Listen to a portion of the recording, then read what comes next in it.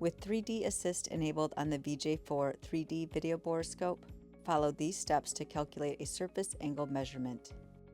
First, press and hold the photo capture trigger to process the 3D image.